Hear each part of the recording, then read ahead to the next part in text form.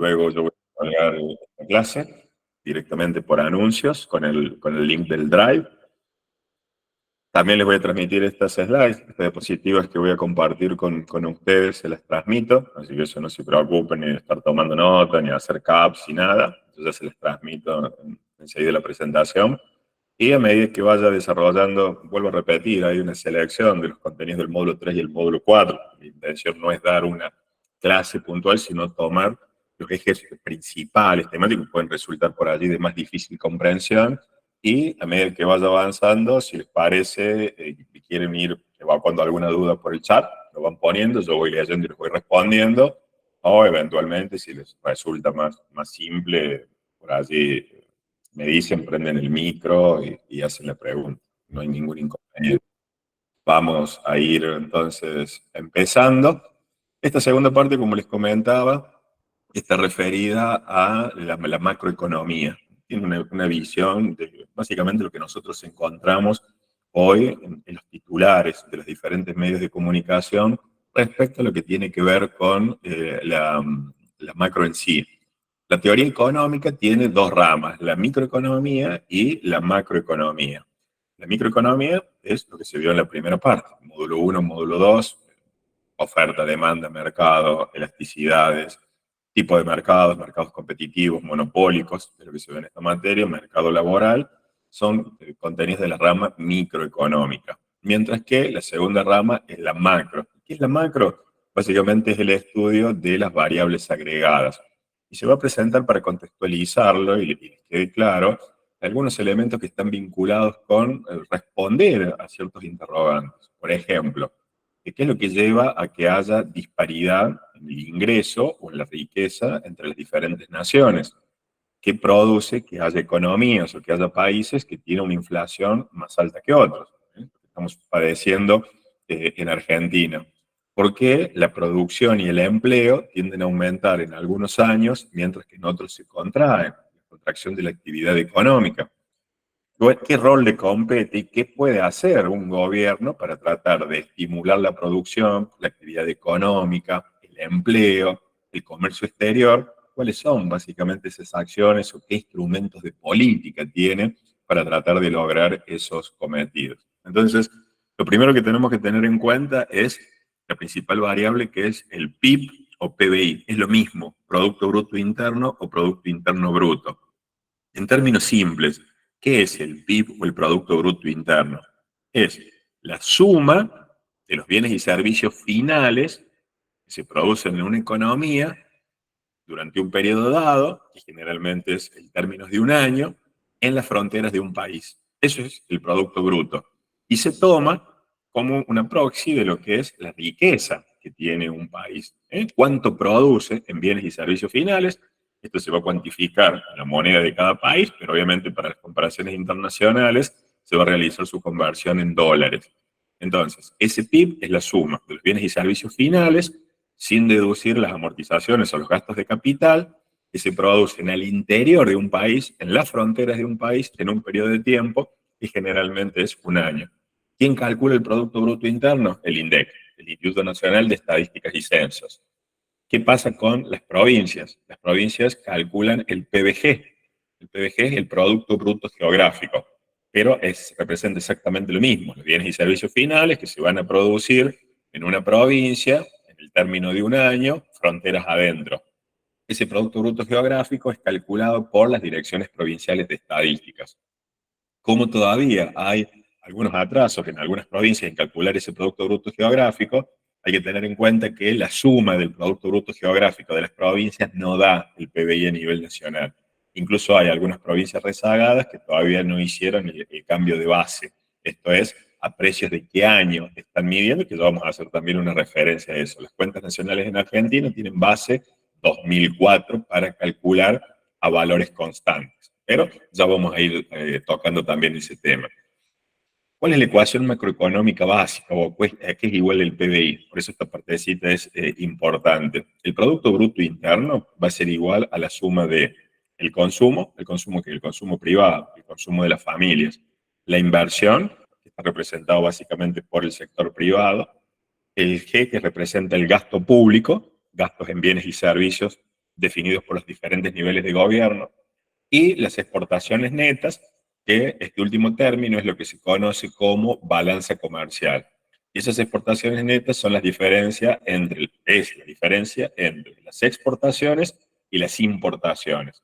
¿Qué son las exportaciones? Todo lo que un país vende al resto del mundo. ¿Qué son las importaciones? Todo lo que yo le compro al resto del mundo. ¿Y por qué es importante la balanza comercial? Porque eso representa una entrada genuina de dólares para una economía. Si yo exporto más de lo que compro, voy a tener una entrada neta de divisas. Si yo compro, o sea, importo más de lo que le vendo al resto del mundo, voy a tener una salida de divisas. Y si esa relación entre las expo y las impo son iguales, la balanza comercial va a ser cero o va a estar equilibrada. ¿Cuál es la situación común? O que yo tenga superávit en la balanza comercial o que tenga una situación de déficit. ¿Está? Esto es lo que se denomina la ecuación macroeconómica básica, y eso es importante que lo conozcan, que es la sumatoria de esas variables. El consumo más la inversión, más el gasto, más las exportaciones netas. En Argentina, el principal elemento que contribuye al Producto Interno Bruto, por ende al crecimiento de la economía, está representado por esta primera variable, que es el consumo privado, el consumo de las familias. Pero ¿qué medidas se toma para el bienestar? Porque recién yo les comentaba. Generalmente hay diferencias entre producción entre los países, pero también en cómo se distribuye ese nivel de riqueza o ese nivel de bienestar. Entonces lo que se toma como una aproximación, un indicador para medir el bienestar, es el Producto Interno Bruto per cápita, el PIB per cápita. ¿Qué hago simplemente?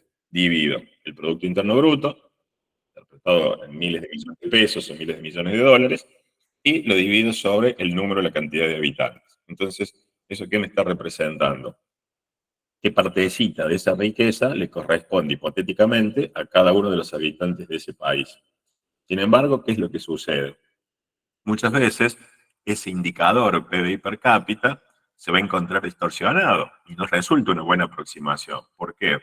Porque eso lo que me está dando es una medida de cuánto es la riqueza que le correspondería a cada uno de los individuos si se distribuyera equitativamente. Pero generalmente esto no sucede así.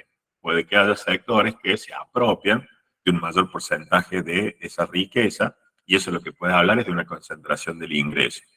Pero además, el Producto Interno Bruto lo que hace es tomar el registro de lo que son las actividades formales. ¿Qué significa? Que todo lo que está por fuera, que se llama la economía informal, la economía negra, la economía subterránea, eso no entra en la medición de lo que es el Producto Interno Bruto. Por lo tanto, ¿qué puede pasar en economías con altos niveles de informalidad? Ese indicador tiende a estar subestimado.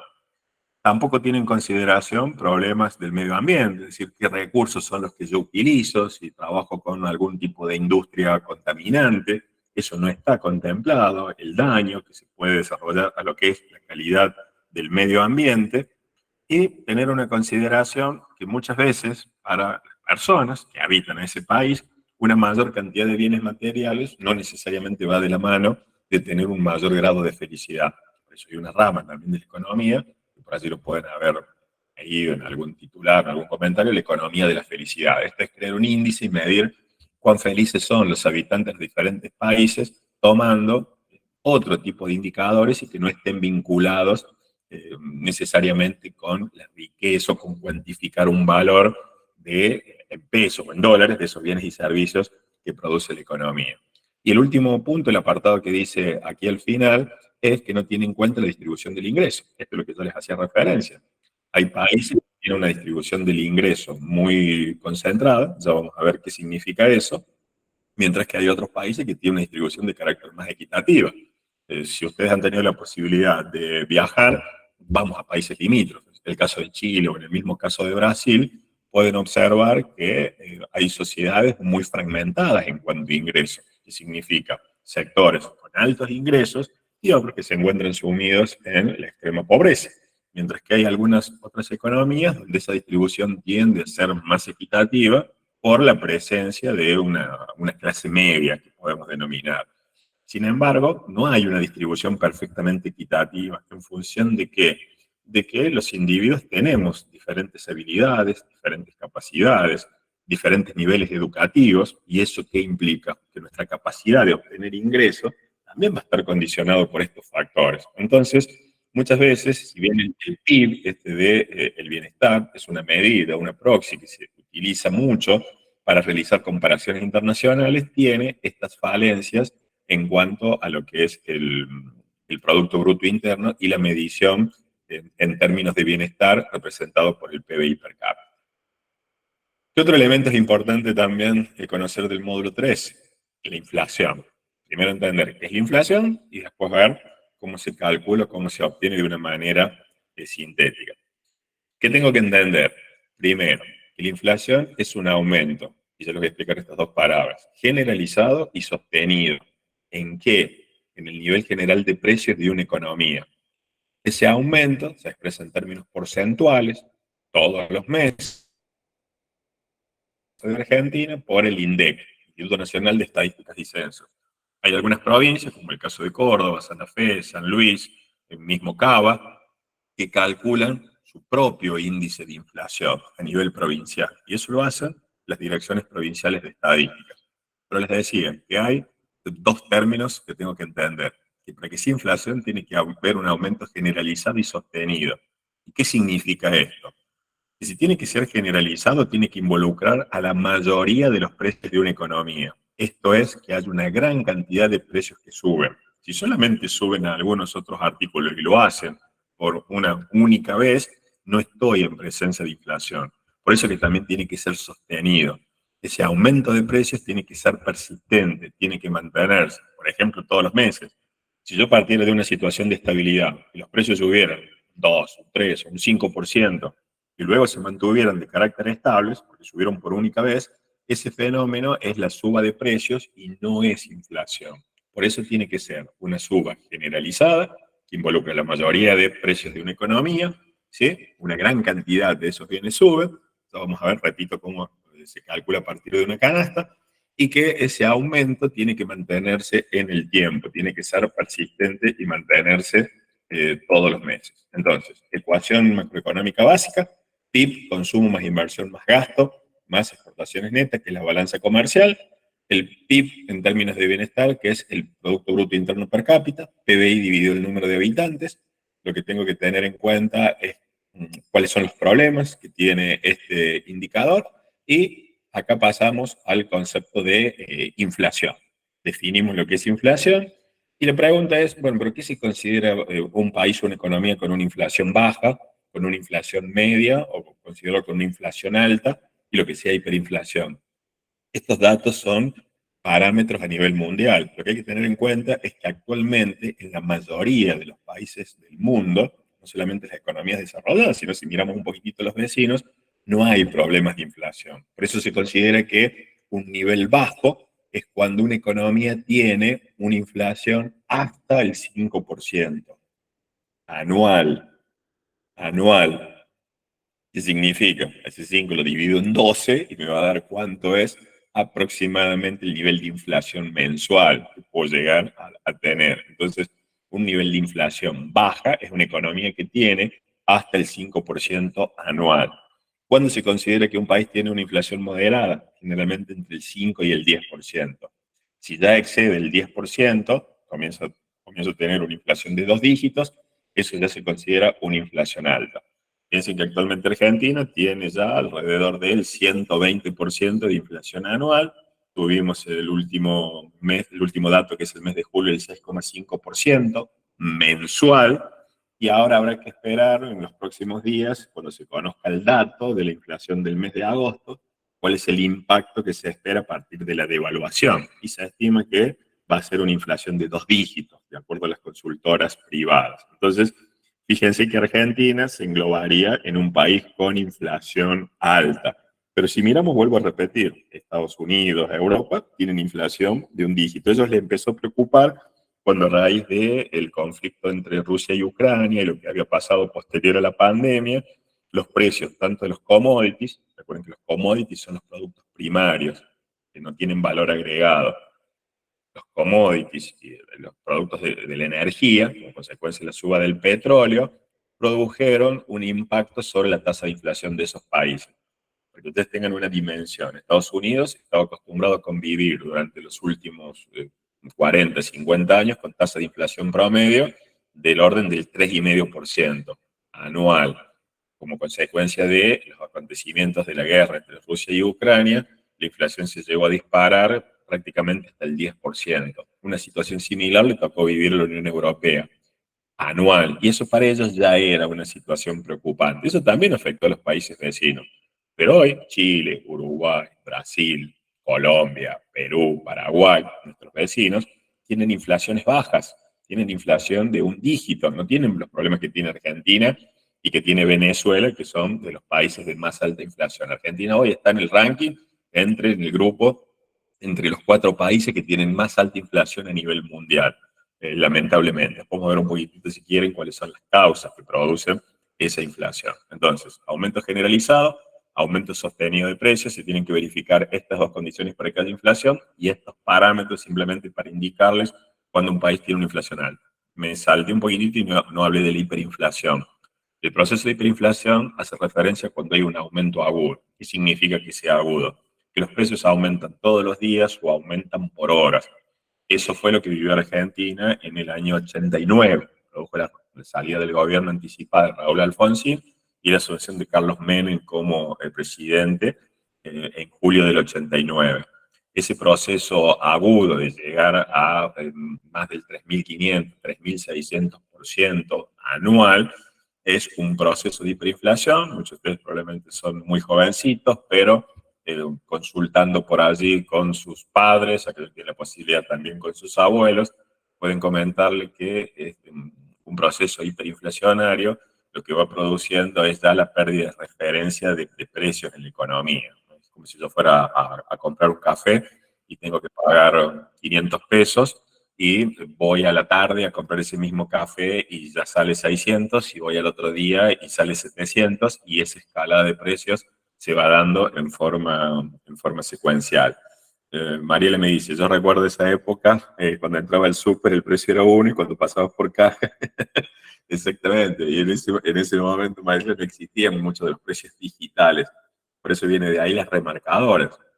¿Por qué? Porque las remarcadoras eran con papeles adhesivos, eran unas máquinas con rollos que lo que iban era colocando allí los precios. Entonces, ese fenómeno exactamente terrible no es una hiperinflación argentina. Pero ustedes pueden decir, bueno, pero yo escucho por ahí que en los medios se dice que Argentina está en un proceso de hiperinflación. Porque a nivel mundial, ya si a nivel mundial están con tasas del 5, del 6, del 3, del 4, y vos tenés el 120, indudablemente que eso representa ya un proceso de hiperinflación o de inflación gigante, si yo lo miro con estos elementos. ¿Qué significa vivir en un país sin inflación? Básicamente que el poder adquisitivo del dinero se mantiene y que los precios se mantienen constantes. Qué lindo sería que uno va y compra el producto que lo compra hoy y puede volver en 3 meses o en 4 meses y prácticamente ese precio no se movió, no mutó. Lo que pasó en Argentina durante la época de la convertibilidad. No vamos a hablar de modelos o vamos a entrar a decir, bueno, pero qué lindo que era eso. ¿Por qué? Porque todo tiene también sus elementos negativos, la contracara que generó tener estabilidad versus un aumento del desempleo. Entonces, lo que sí es malo es tener inflación en una economía. ¿Por qué? Porque lo que básicamente hace es deteriorarte el poder adquisitivo. ¿De quién? De los salarios. Los pesos que tengamos en el bolsillo cada vez valen menos. Entonces, si los pesos que tengo en el bolsillo cada vez valen menos, ¿qué voy a tratar de hacer? Y tratar de deshacerme rápidamente vía consumo. Si hay mayor consumo, ya vamos a ver, eso va a generar mayor demanda, y ese impulso de mayor demanda, cuando no haya oferta para abastecer, va a terminar incrementando los precios en una mayor cuantía. ¿Estamos? ¿Cómo vamos hasta acá? ¿Vamos bien? ¿Vamos captando? No se hace tan difícil después de todo, ¿no? La cosa es cuando uno lo agarra así en solitario y empieza a tratar de leer y ve las lecturas y ve los grafiquitos y algunas fórmulas, ahí empieza a entrar en pánico. Pero después cuando uno ya lo va mirando, ya lo empieza a tomar con un poco de cariño la economía. Así que bueno, un poquitito esa es la intención con la que nos vamos después de esta clase, después de la tutoría de hoy. ¿Cómo se mide la inflación? ¿Cómo se calcula? ¿Qué elementos son los que se toman en cuenta? Básicamente, esto. La medición del costo de vida es el IPC. ¿Qué es el IPC? El índice de precios al consumidor. ¿Qué es lo que hace el INDEC? Primero lo que se hace es seleccionar una canasta. Esa canasta está conformada por bienes y servicios. Se seleccionan los comercios dentro de los cuales se va a producir un relevamiento de esos precios. Se calcula el costo de esa canasta. Se va a elegir un año base y se va a calcular el IPC. Después vemos un ejemplo numérico sencillo, si ustedes quieren, para calcular la tasa de inflación o la tasa de variación. ¿Está? Eh, ¿Por qué lo pregunto esto? Porque muchas veces los parciales, después me comentarán ustedes, no tienen ejercicio de cálculo numérico. No sé si a alguno les habrá tocado en el caso del primer parcial que hayan tenido que desarrollar algún cálculo. ¿Por qué? Porque lo que se pretende básicamente es presentar situaciones contextualizadas, no que ustedes estudien todo de memoria en términos de definiciones, sino que traten de ir entendiendo para plantearles determinado tipo de situaciones y demás. ¿Por qué? Porque se espera que un licenciado o licenciada en recursos humanos, en relaciones públicas, básicamente porque me comentaban ustedes carreras, no sé si tengo alguien de otra carrera, fundamentalmente que sepan interpretar. No son economistas, ni lo van a hacer, ni vienen con una formación de ciencias económicas. Entonces, la intención es que puedan contextualizar, analizar diferentes tipos de situaciones que son las que se enfrentan las organizaciones, que son las que se enfrentan hoy un empresario pyme o micro. ¿Para qué? Para ir tomando sus decisiones en función de qué, de cómo se va desenvolviendo la economía y más una economía como la Argentina. Eso es básicamente en cuanto a la inflación. Pero ¿qué pasa? Decíamos también que la macro lo que tiene que estudiar son las fluctuaciones que se van dando en la economía. ¿Por qué algunas economías tienen ciclos de expansión? ¿Por qué algunas economías tienen ciclos de recesión? Y esas fluctuaciones muchas veces son irregulares o muchas veces son impredecibles. Piensen ustedes, cuando ocurrió lo de la pandemia del COVID, no teníamos demasiadas referencias de qué pasaba y eso produjo una parálisis de la actividad económica a nivel mundial. O cada tanto cuando se afecta a algún país como China, por ejemplo, la gripe aviar o la gripe porcina, algunas de esas fluctuaciones, o una guerra, como lo que pasó contra Rusia y Ucrania. Entonces, ¿qué es lo que va a pasar? Si se produce una caída de la actividad económica, esto de aquí, del Producto Interno Bruto, ¿qué va a pasar? Eso va a afectar el nivel de ingreso de la economía, eso va a afectar también la rentabilidad por parte de las empresas, si hay despidos, si hay suspensiones o aquellos que ejercen alguna actividad comercial o de servicios por cuenta propia ven disminuido su actividad, se va a disminuir el consumo. Si hay una situación de alto nivel de incertidumbre en una economía, las empresas también van a retardar sus decisiones de inversión. Entonces, ¿qué va a pasar? Cuando se contrae la economía, se afectan esas variables, el consumo, la inversión, la recaudación por impuestos que tiene el gobierno también va a disminuir y eso puede hacer disminuir también las prestaciones que tiene a su cargo el gobierno. Y a su vez esto puede traer afectación sobre el nivel de comercio exterior. Piensen lo que está pasando hoy en Argentina con las restricciones de dólares que necesitan muchos importadores para comprar insumos, bienes intermedios que estén aplicados a la producción y si no los pueden conseguir, eso hace que tampoco se pueda producir y obviamente que esto va afectando también el nivel de empleo. Esto para tener en cuenta esos movimientos de la economía. ¿Cómo se analiza eso en términos conceptuales? Utilizando el modelo de la oferta y la demanda agregada. La lógica es un poquitito similar a la que veían en micro, por el caso del primer parcial, cuando veían el análisis de oferta y demanda. Lo que pasa es que eso lo que analizaba era la oferta y la demanda para un bien en particular en un mercado. Acá lo que estamos hablando son de magnitudes agregadas. Entonces, oferta y demanda agregada está haciendo referencia a lo que pasa en toda la economía.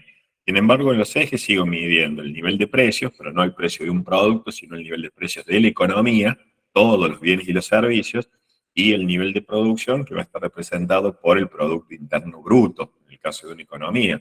Entonces, la interacción entre la oferta agregada, todas las cantidades que se producen, más todo lo que se demanda, representado por esta DA, la demanda agregada, permite determinar un punto de equilibrio con una producción y un nivel de precios en una economía. Pero una economía no significa que siempre va a estar en equilibrio. Pueden ocurrir tipos de fenómenos, fluctuaciones, que hacen que la economía o se expanda o se contraiga. ¿Y esto a qué obedece? A que se pueden ver afectadas cada una de estas variables que definimos hace algunos instantes en lo que es la ecuación macroeconómica básica. Esto es el consumo, la inversión, el gasto o el resultado de la balanza comercial. ¿Qué pasa esto? Supongamos una economía donde se produjera una caída de los precios. En Argentina tenemos todo el efecto al revés. Entonces, todo lo que está puesto en esta explicación, si lo quieren representar para Argentina, sería exactamente lo opuesto. Pero ¿qué pasaría si en una economía cayeran los precios? Si en una economía disminuyeran los precios, eso aumentaría el poder adquisitivo. ¿Por qué? Porque yo puedo estar ganando lo mismo, pero si los precios se abaratan, entonces yo tengo más poder de compra.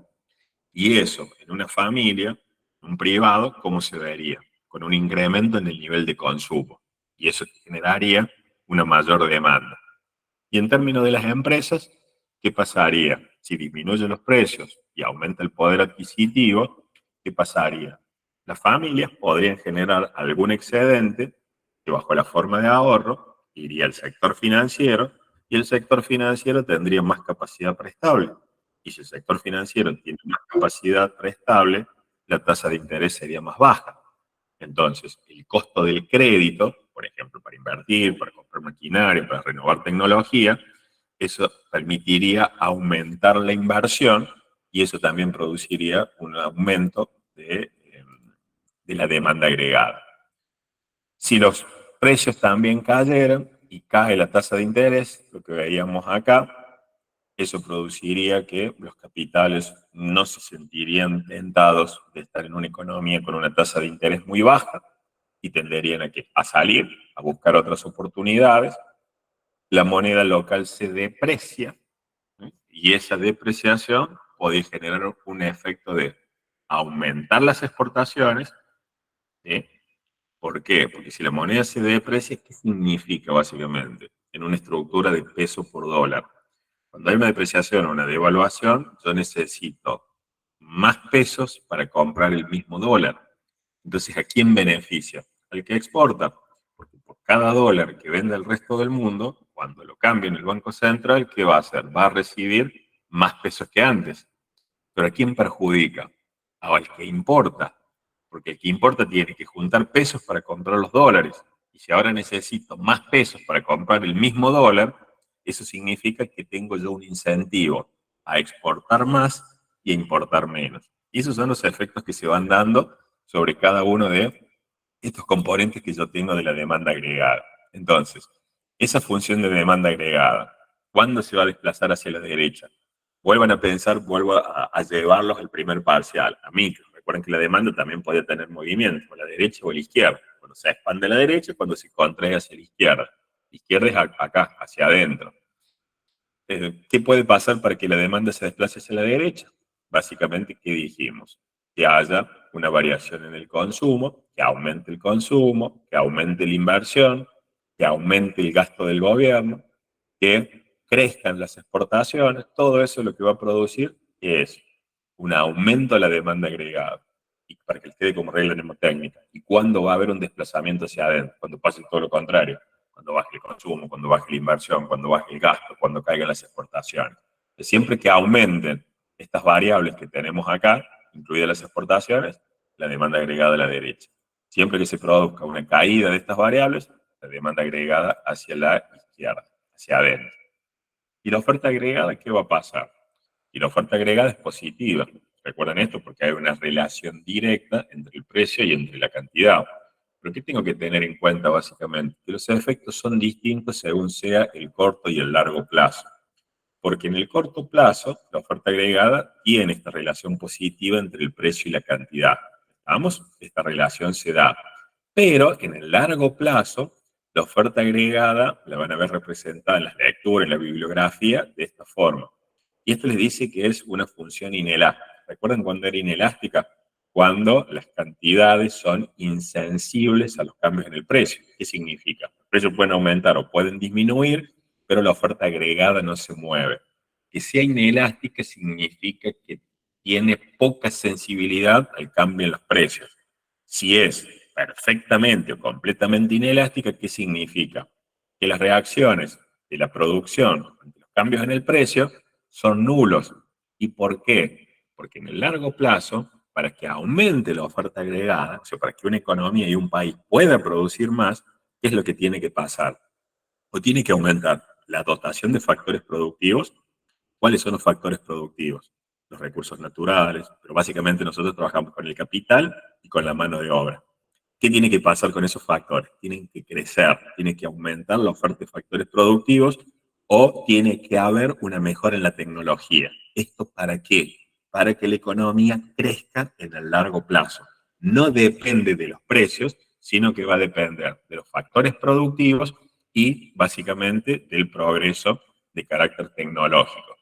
Y esto, cuando tengo los movimientos, simplemente es que si yo estaba representado en una situación de equilibrio como esta que está acá, para este precio P sub 1 y esta cantidad Y sub 1, si hay una disminución de la demanda agregada. Recuerden, para que vaya hacia adentro, ¿qué tiene que pasar? Caer el consumo, caer la inversión, o caer el gasto, o caer las exportaciones. ¿Qué me traería aparejado eso? Y sub 2, que es un menor nivel de actividad económica y una caída en el nivel de los precios. Eso es lo que estuvieron haciendo, por ejemplo, algunos países, como el caso de Estados Unidos. En consecuencia de la inflación, se estaba produciendo y tenían presiones que venían básicamente por el lado de la demanda. Entonces, ¿qué dijo el gobierno? Hay que tratar de bajar esas presiones sobre la demanda. Como son economías que funcionan en base al crédito, lo que hace la Reserva Federal, que es el Banco Central de Estados Unidos, es subir la tasa de interés. ¿Y para qué sube la tasa de interés? Porque de esa manera lo que hace es encarecer el crédito. Si yo encarezco el crédito, economías que funcionan básicamente en base al crédito, el crédito se hace más caro. Por lo tanto, al hacerse más caro, bajo el consumo. Y si bajo el consumo, ¿qué pasa? Baja la demanda. Y si baja la demanda, se va produciendo una caída sobre los precios y de inflación. La última medición que desarrolló Estados Unidos ya le dio un nivel de inflación interanual que está en el orden del 3,5% anual. O sea, ya volverían a sus niveles de carácter históricos. ¿Qué pasó con su tasa de interés? La tuvieron que subir y ese nivel está en un poquitito más del 5,5%. Eso es para que tengan en cuenta lo que es la primera economía mundial. Estados Unidos es la primera economía mundial. ¿La oferta agregada se puede desplazar? Sí, exactamente. Lo mismo cuando veíamos en el caso del módulo 1. ¿Hacia la derecha o hacia la izquierda? Si va hacia la izquierda, acá como a sub 2, que es una contracción de la oferta. Si se desplaza hacia la derecha, ¿qué sería la derecha? Acá, si este cuadrante hacia abajo, eso es un aumento de la oferta agregada. Y los equilibrios tengo que ir viendo acá. Si se contrae la oferta agregada, porque suben los costos de producción o, por ejemplo, el incremento del precio del petróleo, ¿qué pasa? Se contrae la actividad económica y hay un aumento de precios. Hay un proceso de inflación. ¿Entiendes? Para esto me sirven los gráficos, sobre todo lo que yo les digo, como para ir entendiendo e ir viendo cuáles son estas relaciones que yo tengo que tener para entender antes que estar estudiando de memoria. Si yo trato de mirar el gráfico con los desplazamientos y voy poniendo esas variables que les di en la ecuación macroeconómica y y lo van teniendo y lo van estudiando con los gráficos al lado, eso les va a resultar por allí más fácil la comprensión antes que tratar de estar leyendo y estudiando de memoria. No tiene sentido. Por allí vayan acompañando los resúmenes con, eh, con el gráfico al lado y tratar de entender y tratar de ir razonando. Porque vuelvo a repetir, muchas veces las preguntas están contextualizadas y lo que se orientan es a eso, a ver que ustedes hayan comprendido y que hayan entendido cuáles son los lineamientos básicos que hacen el funcionamiento de la macroeconomía. ¿Cómo vamos hasta acá? ¿Vamos bien? Ya que hemos transcurrido un poquito más de 40 minutos. ¿Vamos bien? Eso es lo central del módulo 3. Vuelvo a repetir, no estoy dando punto por punto, dando una clase de todo el módulo, sino tendríamos que estar un rato largo, sino rescatar, muy bien, está con todos los chiches acá. Estoy con todos los chiches de la clase. Gracias, Celina, Mariela.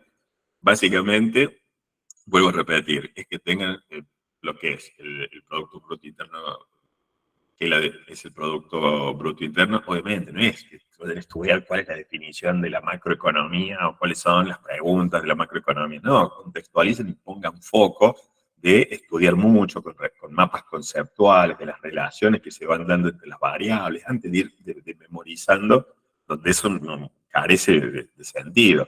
Entonces, entender lo que son las principales variables que componen el Producto Bruto Interno, qué es el consumo, qué es la inversión, qué es el gasto, qué es el saldo de la balanza comercial, cómo se compone la demanda agregada, la oferta agregada, cuándo una aumenta, cuándo la otra puede disminuir, ayudándose nuevamente de los gráficos, similar a la oferta y la demanda de lo que era el módulo 1.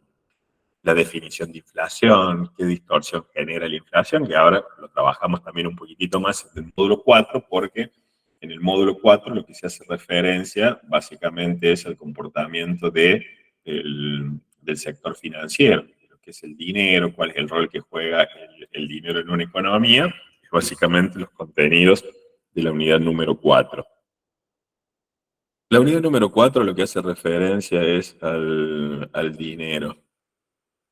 Y la primera aproximación es entender qué es el dinero y cuáles son las funciones básicas. En primer término, tenemos que entender que el conjunto de activos, ponemos como una definición y ya vemos cuáles son sus funciones para entenderlo mejor. Conjunto de activos de una economía que la gente utiliza regularmente ¿para qué? Para comprar bienes y servicios. Lo que hacemos cada uno de nosotros en nuestra cotidianeidad. ¿Por qué?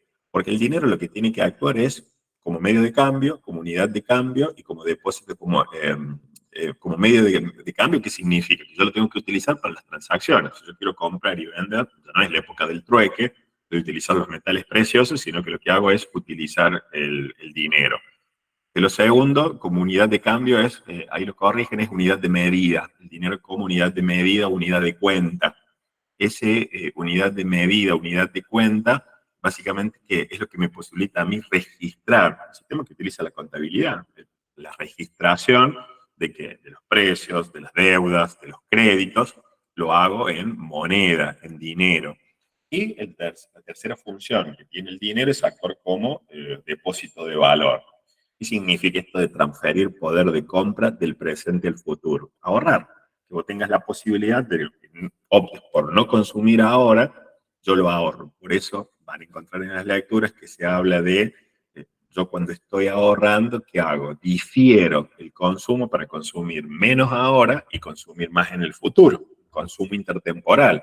Entonces, el dinero me tiene que permitir esto, justamente, intercambiar, cuando yo compro bienes o servicios, entrego dinero o lo recibo, si yo produzco, que me permita utilizarlo como unidad de registro o como depósito de valor si yo quiero transferir de compra o quiero comprar algo en el futuro. El dinero tiene un costo de oportunidad. Si yo tengo el dinero en la mano, ¿tengo un costo de oportunidad? Sí. ¿Y cuál va a estar representado ese costo de oportunidad? El interés que yo estoy sacrificando por tenerlo el dinero en la mano en lugar de realizar una colocación financiera o en algún otro tipo de inversión. Si yo tuviera, por ejemplo, un determinado capital y yo tuviera 100.000 pesos, primero, que si yo lo dejara quieto, inmovilizado a ese dinero, ¿qué pasaría en un contexto de inflación? Iría perdiendo valor como consecuencia de que yo no estoy haciendo de que ese dinero sea productivo y como consecuencia de la inflación, los bienes y servicios que yo puedo comprar hoy por 100.000 pesos no van a ser los mismos que los bienes y servicios que yo pueda comprar a fin de mes manteniendo esos mismos 100.000 pesos con una inflación creciente. ¿Se entiende? Que estaría perdiendo poder adquisitivo, estoy perdiendo contra la inflación. ¿Y qué estoy haciendo? Estoy sacrificando la tasa de interés, porque yo podría llevar ese dinero, colocarlo a un plazo fijo y estar obteniendo una tasa por poquitito, casi cercana al 10%. Entonces yo estoy sacrificando, estoy perdiendo una oportunidad para capitalizar ese dinero y evitar que pierda valor. Lo mismo le pasa también a una empresa. Cuando una empresa tiene dinero y tiene que tomar la decisión, ¿qué se supone? Que si lo aplica para mejorar su equipamiento tecnológico, para desarrollar algún otro tipo de inversión, es porque espera que esa alternativa tenga un mejor rendimiento que hacer una colocación financiera o de alguna otra índole. Ustedes recuerden que permanentemente estamos tomando decisiones en términos de costo de oportunidad. ¿Costo de oportunidad en términos de qué? De sacrificar diferentes tipos de opciones. Es la mejor alternativa a la que yo estoy renunciando. Cada uno de nosotros, por estar acá, yo compartiendo con ustedes este momento, ustedes por estar en una clase, ¿tenemos un costo de oportunidad? Sí. ¿Por qué? Porque hemos dejado de lado una alternativa. ¿Cuál es la mejor alternativa a la que estamos renunciando? Probablemente se tomaron un break o una pausa, como estamos haciendo del trabajo, y después continuamos, o hacer una pausa en sus quehaceres, o aquellos o aquellas que tienen familia, chicos o demás, o podría estar mirando una serie, o podría estar haciendo meditación, gimnasio, lo que fuere. ¿Qué significa? Cada uno sacrificó una opción, o estar en un sueño reparador. ¿Qué significa? Cada uno renunció a una alternativa. Esa mejor alternativa a la que vos renuncias te está referenciando a tu costo de oportunidad. Por eso el dinero también, como bien, tiene un costo de oportunidad. Vamos a la... Vamos a bajar. ¿Quiénes van a canalizar básicamente esos excedentes que se van generando en una economía? Los bancos. Por eso los bancos se denominan los intermediarios financieros. ¿Qué hacen los bancos? ¿Por qué son intermediarios financieros? Lo que van a tomar son los excedentes de lo que se llaman agentes económicos superavitarios, que tienen excedentes fondos, que ahorran, y lo van a prestar a aquellos que tienen déficit, a aquellos que lo necesitan. ¿Quiénes pueden ahorrar? Las familias, las empresas o el mismo gobierno. ¿Qué hace el banco con esos excedentes? Lo canaliza bajo la forma de créditos o préstamos. ¿A quiénes? A las empresas, a los particulares, a los consumidores, al propio Estado, al propio gobierno. Son intermediarios. Por eso van a encontrar una definición de una tasa de interés activa y una tasa de interés pasiva. ¿Cuál es la tasa de interés activa? Yo me tengo que poner desde el punto de vista del banco. Entonces, una tasa de interés activa para mí, que soy el banco, es la que yo le cobro una tasa a quien les doy un préstamo. Entonces, eso es una tasa activa. Yo banco, le presto a Mariela, entonces eso para mí es una tasa activa. Pero, a su vez, yo recibí un depósito de Celina. Yo a Celina le tengo que pagar una tasa de interés por ese depósito que hizo en mi entidad. Y para mí como banco, lo que yo pago por un depósito a plazo fijo es una tasa de interés pasiva. ¿Se entendió? Esa diferencia entre una tasa activa y una tasa pasiva es lo que se denomina el spread bancario. Lo pongo acá en el chat. Ese spread bancario es la diferencia entre una tasa activa y una tasa pasiva. Pasiva, la que yo pago para captar los depósitos. La tasa activa, la que cobro por los créditos. Ese diferencial de tasa es lo que constituye y lo que se denomina el spread bancario para una entidad. Entonces, acá les pongo, les voy aclarando básicamente esto de cómo canalizan el ahorro, para qué lo hacen, lo que les he ido comentando. Y los bancos también crean dinero. ¿Cómo es eso de que los bancos crean dinero? Se los planteo acá con un ejemplo numérico chiquito. Supongamos que tomamos el caso de un billete de 100, cada vez perdiendo más valor. Pero bueno, tomamos acá un ejemplo con números chiquititos, simplemente para entender cuál es la lógica. Esos 100 pesos los llevó a un banco, y ese banco, ¿qué hace? Los toma bajo la forma de depósito y entran y forman un pasivo para el banco. ¿Por qué? Porque no es su plata, el banco la tiene que devolver. ¿Pero qué va a hacer? ¿Va a dejar inmovilizado ese dinero? No. El banco lo que va a hacer es tomar ese dinero y prestar. Pero el banco no presta todo lo que recibe, presta solamente una parte. Hay una porción de ese depósito que tiene que quedar bajo la forma de reservas. ¿Qué son las reservas? Un porcentaje son los depósitos que se denominan o encajes bancarios, que los bancos están obligados por ley, por disposición del Banco Central, a mantener en efectivo sobre el total, sobre los depósitos que van recibiendo. Entonces, sobre el total de depósitos yo tengo que tener tal porcentaje que no lo puedo prestar. Eso bajo la forma de reserva. Hay dos tipos de reservas, las reservas obligatorias y las reservas voluntarias. Las reservas obligatorias son las que establece el Banco Central de la República Argentina, BCRA. Pero a su vez los bancos pueden fijar reservas voluntarias. o sea, un excedente por sobre lo que te fija la ley. Supongamos que en este caso la reserva sea el 10% de los depósitos que yo recibo. Entonces yo recibo un depósito de 100, el 10% sería 10, que no lo puedo prestar y presto 90. Esos 90, otro individuo, ingresan a otra entidad bancaria, en el segundo banco. Forman parte de su pasivo. Esa otra entidad bancaria reserva el 10%, el 10% de 90 es 9, por lo tanto, 90 menos 9 es 81, que es lo que puede prestar el banco. Esos 81 entran a una tercera entidad bancaria. ¿Mm? Acá. Ese 81, ¿qué hace este tercer banco? Reserva el 10%. El 10% de 81 es 8,10. 81 menos 8,10 da 72,90 y esto es lo que un banco presta. Entonces, si yo voy haciendo ese billete de 100 pesos, entró primero el segundo préstamo, que entró al segundo banco, dijimos acá, los 90, tengo acá los 81 del tercer banco, y así, si siguiera, eso se puede conformar en llegar a un determinado momento. Lo cortamos, por ejemplo, que esos 100 se han transformado en 1.000 pesos. Esos 100 se han ido transformando en 1.000 pesos. Y eso es lo que se denomina básicamente el multiplicador del dinero o la posibilidad que tienen de crear dinero los bancos. No es que emitan, esto cuando uno dice los bancos crean dinero, no es que estén emitiendo. Recuerden que el único que puede emitir billetes y monedas es el Banco Central de la República Argentina. ¿Cada país tiene su banco central? Sí, cada país tiene su banco central. En Estados Unidos no se llama Banco Central, se llama la Reserva Federal, que es la que emite los dólares que van circulando no solamente para Estados Unidos, sino a nivel mundial. Entonces, si el único que puede emitir dinero es el Banco Central, ¿cómo hace esa entidad bancaria para regular la cantidad de dinero que hay en la economía? Uno lo hace a partir de emitir dinero.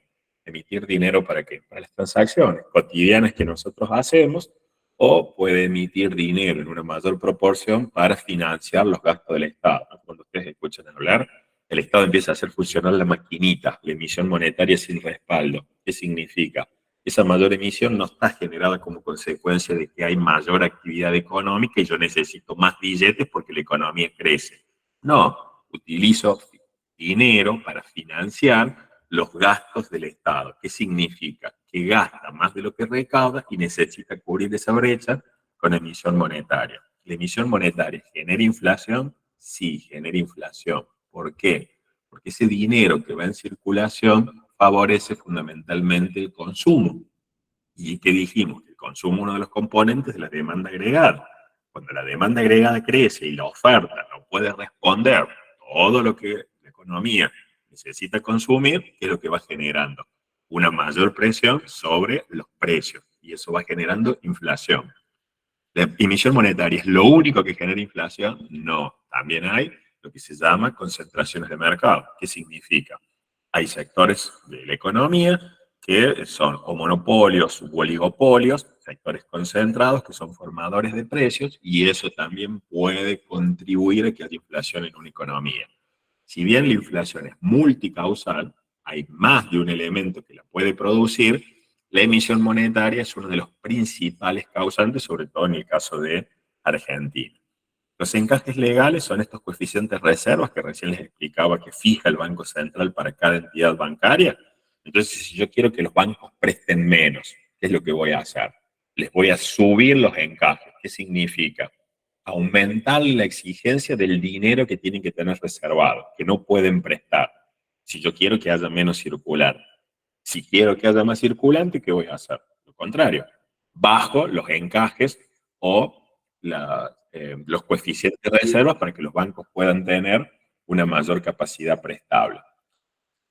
Los redescuentos. ¿Qué es la tasa de redescuento? Cuando el Banco Central le presta a las entidades bancarias, las entidades financieras. Las entidades financieras muchas veces pueden tener problemas de liquidez de corto plazo. ¿Qué significa? Necesitan tener dinero por alguna cuestión en particular, eh, para devolver alguna cantidad de depósitos, porque los plazos que tienen los créditos extendidos es mucho mayor. Entonces, el banco puede otorgar préstamos a los el Banco Central a los propios bancos y le cobra una tasa de interés, y eso es lo que se denomina tasa de descuento. Ustedes recuerden que los bancos tienen inmovilizado solamente una parte de los depósitos. No tienen todo el dinero. ¿Qué hacen con ese dinero? Lo prestan, lo mueven.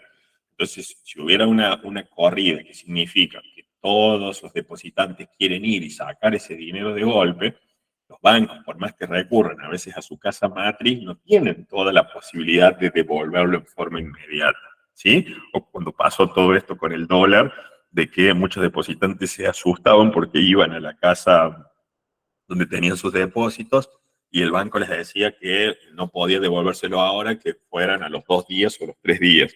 Porque tampoco es como en las películas, que los bancos tienen una bóveda y ahí tienen todos los dólares acumulados en una gran bóveda. No, muchas veces las sucursales tienen un stock de carácter limitado y que tiene que pasar. Eso está o en una casa matriz o en otra sucursal. Entonces lo que tienen que hacer es movilizar eso y por eso es que a veces se materializaba esto de no te puedo devolver ahora tu depósito, pero sí lo puedo hacer en 2 o 3 días, como que los bancos ya no tenían plata. No, era básicamente por una cuestión de logística, fundamentalmente eso. Y las operaciones de mercado abierto son las que se denominan cuando el Banco Central realiza la compra y venta de títulos. El Banco Central puede comprar títulos gubernamentales, ¿sí? Que significa le presto, recibo un título y le doy dinero, y después cuando el gobierno rescata esos títulos, yo recibo dinero y eso también va produciendo que yo pueda regular la liquidez o la cantidad de dinero que hay en una economía. Um, ¿Qué me queda básicamente? ¿Y qué pretende básicamente el Banco Central, como quien maneja la política monetaria? Lo dije medio rápido, pero vuelvo.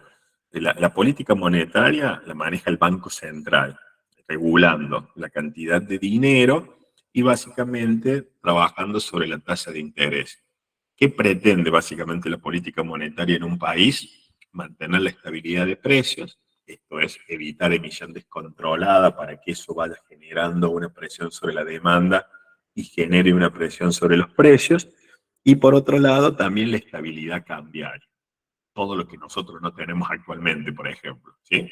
¿Qué significa? Disparidades en el tipo de cambio, porque la economía no tiene dólares, emisión monetaria para financiar al tesoro, lo que va generando mayor presión sobre los precios.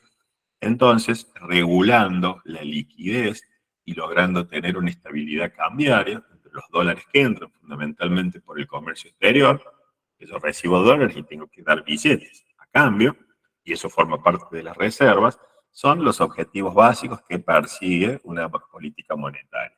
Eso por el lado de la oferta. Y por el lado de la demanda, ¿quiénes demandan dinero? Demandamos nosotros, demandamos las empresas. ¿Para qué? Para desarrollar las transacciones que necesitamos. El propio gobierno, pero fundamentalmente nosotros los agentes económicos para nuestras necesidades de consumo. Keynes planteó que la demanda de dinero podía darse por 3 motivos: un motivo de transacción, un motivo de especulación y un motivo de precaución. ¿Qué significa cada uno de esos? Empecemos por la más fácil, que es la 3, del motivo de precaución. Es cuando nosotros guardamos dinero ante la posibilidad de ocurrencia de un cierto hecho futuro que no conozco. Es simplemente con fines de previsión, es el atesorar.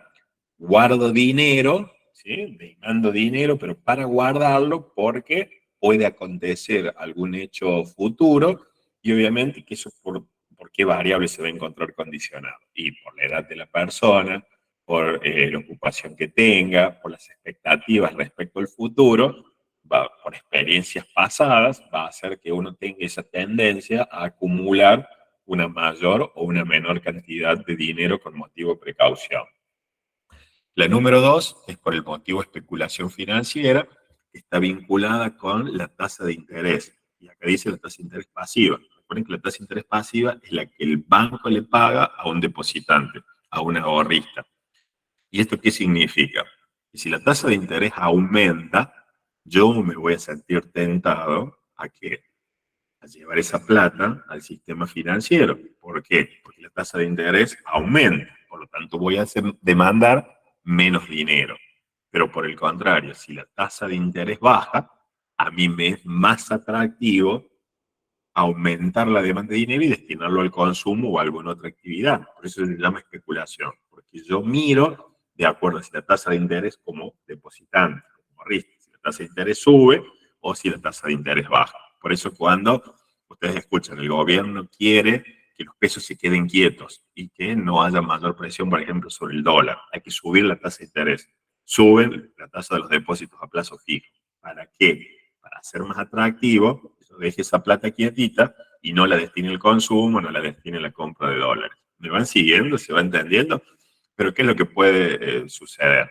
Si yo elevo esa tasa de interés pasiva, que es la que le estoy pagando al depositante, ¿qué dijimos? El spread mío, banco, es la diferencia entre lo que pago y lo que cobro. Y si aumenta la tasa que tengo que pagar, ¿qué va a pasar con la tasa activa, la que yo le voy a cobrar a los a quien les doy crédito? Va a aumentar.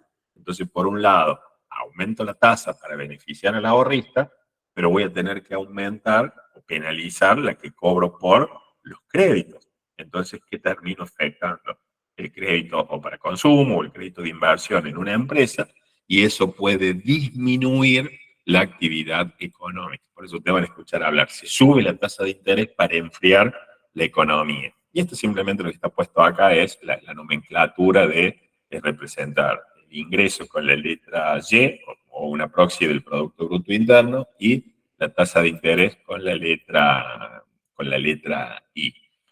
Eso es básicamente, chicos, chicas, somos todos jóvenes acá en el grupo, así que no vamos a hacer distinción de edades y básicamente de los contenidos que tienen que tener presentes para el módulo 3 y módulo 4. Mariela, ¿ha quedado medianamente conforme? Ahí ya que hemos estado más que todo en diálogo, hablo con Mariela porque, bueno, hemos estado intercambiando más con ella algunos otros mensajitos, así que espero, y en tu figura también hago extensivo al resto de los que están participando y a los que vean posteriormente esta clase grabada. Al contrario, Ariel, gracias a ustedes también, porque entendemos por allí de que uno trata de buscar algún horario intermedio, entendemos también de que al cursar una materia en IDH, gran parte de ustedes trabajan, tienen compromisos familiares, no es fácil estar estudiando una carrera universitaria, uno trata de buscar cualquier huequito que esté por allí presente. Así que, Maxi, también, muchísimas gracias a vos.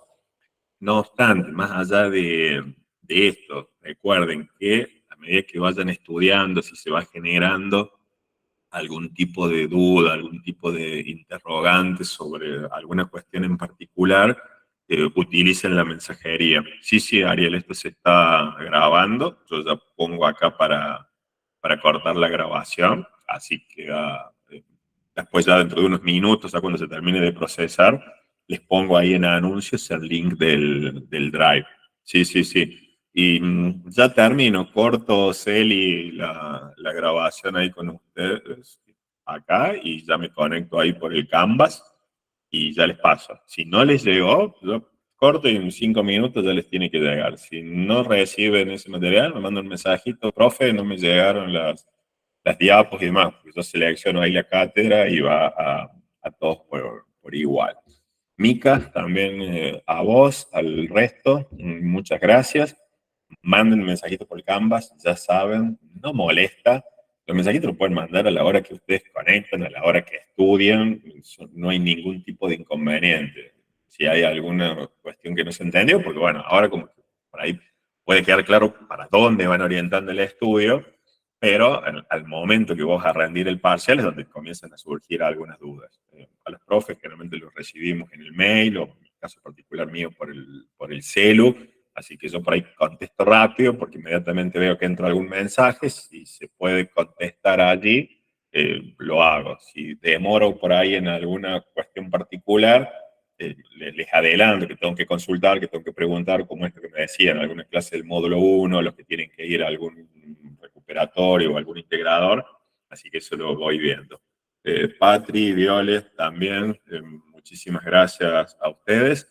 éxitos, espero que les haya ido bien en el primer parcial. Si fue mazo, no hay inconveniente, levantamos cabeza ahora con el segundo y vamos después con el recuperatorio, con el integrador.